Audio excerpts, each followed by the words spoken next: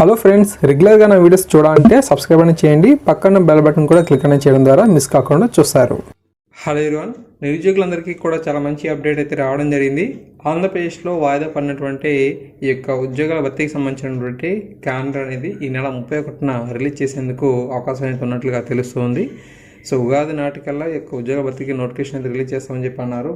కానీ మరి తిరుపతిలో ఉప ఎన్నికల దృష్ట్యా అది వాయిదా పడిన విషయం అనేది అందరికీ తెలిసిందే. సో చాలామంది డిసప్పాయింట్ అయితే అయ్యారు. సో అయితే మనకు ఈరోజు వచ్చినటువంటి వార్తను మీరు ఇక్కడ చూడొచ్చు. ఈరోజు సాక్షి దినపత్రికలో మనకు మెయిన్లోనే వచ్చింది. ఖాళీల భర్తీకి కసరత్తు, డైరెక్ట్ రిక్రూట్మెంట్ ద్వారా భర్తీ చేయనట్లుగా ఖాళీలకు సంబంధించిన ఇన్ఫర్మేషన్ అయితే రావడం జరిగిందన్నమాట. ఓకే, ముఖ్యమైన అంశాలను అయితే పరిశీలన చేద్దాం. ముఖ్యమంత్రి ఆదేశాల మేరకు శాఖల వారీగా క్యాలెండర్ మే 31న విడుదల.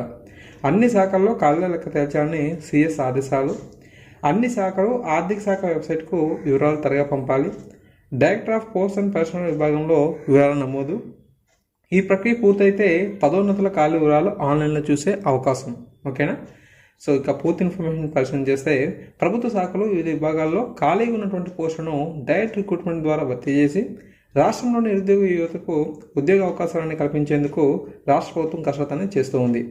సీఎం వైఎస్ జగన్ ఆదేశాల మేరకు అవసరమైన ఉద్యోగాల ఖాళీల భర్తీకి శాఖలు విభాగాల వారీగా క్యాలెండర్ రూపొందించేందుకు ప్రభుత్వం చర్యలు చేపట్టింది. ఇందులో భాగంగా అన్ని శాఖలు, విభాగాలు, ప్రభుత్వ రంగ సంస్థలు, యూనివర్సిటీల ఉద్యోగాల ఖాళీల వివరాలను తేల్చాల్సిందిగా ప్రభుత్వ ప్రధాన కార్యదర్శి ఆదినాథ్ దాస్ గారు ఆదేశించారు. డైరెక్ట్ రిక్రూట్మెంట్ ద్వారా ఖాళీల భర్తీకి సిఎస్ ఇటీవల అన్ని శాఖల ప్రత్యేక ప్రధాన కార్యదర్శులు, ముఖ్య కార్యదర్శులు, కార్యదర్శులతో సమావేశాన్ని నిర్వహించారు. ప్రభుత్వ శాఖలు, విభాగాలు, ప్రభుత్వ రంగ సంస్థల్లో ఎప్పటికప్పుడు ఖాళీ వివరాలను, అవసరమైన పోస్టు భర్తీ వివరాలను డైరెక్టర్ ఆఫ్ పోస్ట్ పర్సనల్ విభాగంలో నమోదు చేయాలని ఆదేశాలు జారీ చేశారు. ప్రస్తుతం డైరెక్ట్ రిక్రూట్మెంట్ పోస్టులు ఎన్ని ఉన్నాయని, అందులో ఎన్ని ఖాళీలు ఉన్నాయో లెక్కలు తేల్చాలని స్పష్టం చేశారు. ఈ లెక్కల ఆధారంగా అవసరమైన పోస్టులను దశల వారీగా భర్తీ చేసేందుకు ప్రణాళికాబద్ధంగా క్యాలెండర్ రూపొందించి మే 31న విడుదల చేస్తారని చెప్పారు. ఓకే, అంటే కంపల్సరీగా మనకు తెలుస్తూ ఉంది మే 31 నాటికి ఈ క్యాలెండర్ అయితే రిలీజ్ అవుతుందని చెప్పి.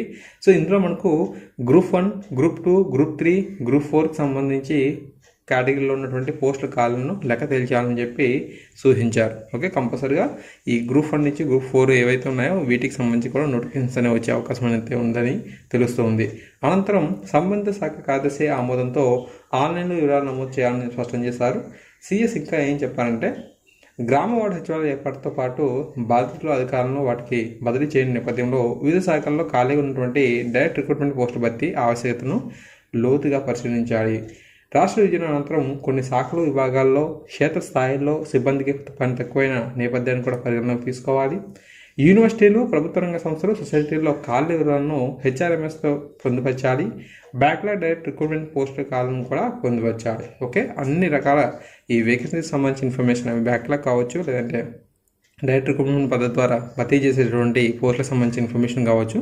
సో వీటన్నిటిని కూడా ఒక లెక్క అనేది మనకు తెలియబోతుంది.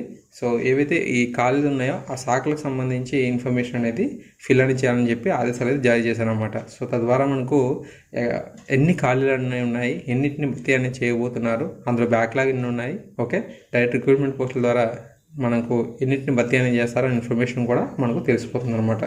ఖాళీగా ఉన్నటువంటి డైరెక్ట్ రిక్రూట్మెంట్ పోస్టుల ప్రాధాన్యత క్రమంలో ఏ పోస్టులు ఎన్ని భర్తీ చేయాలో సంబంధిత శాఖల కార్యదర్శులు, శాఖాధిపతులు సూచించాలి. ఓకే, అదే పాయింట్ అనమాట. అన్ని శాఖలకు చెందినటువంటి పోస్టులు, ఖాళీలు, భర్తీ వివరాలను కూడా ఒకే చోటు తీసేలాగా director of post and personal డాష్బోర్డ్లో లభ్యం అవ్వాలి. ఓకేనా? సో అక్కడ మనకు పూర్తి ఇన్ఫర్మేషన్ లభ్యమవుతుంది. ఈ ప్రక్రియ పూర్తయితే పదోన్నతుల రూపంలో ఎన్ని ఖాళీలు ఉన్నాయని వివరాలను ఆన్లైన్లో నేరుగా చూసే అవకాశం కూడా ఉంటుంది. ఓకే, చాలా మంచి ఆలోచన చెప్పుకోవాలి. ఓకే, సో ఈ విధంగా ఇన్ఫర్మేషన్ అయితే ఉంది గైస్. సో చాలా రోజుల నుంచి ఒక నోటిఫికేషన్ కోసం క్యాలెండర్ కోసం ఎదురు చూస్తున్నాం. ఉద్యోగాల భర్తీకి సంబంధించి పక్కగా మనకు ఈ మే 31వ తారీఖున క్యాలెండర్ అయితే రిలీజ్ అవుతుందని చెప్పి వార్త అయితే వచ్చింది. So thanks for watching this video. తప్పకుండా మరిన్ని ముఖ్యమైన అప్డేట్స్ కోసం మన ఛానల్ సబ్స్క్రైబ్ చేసుకొని సపోర్ట్ అనేది చేయండి. Thank you.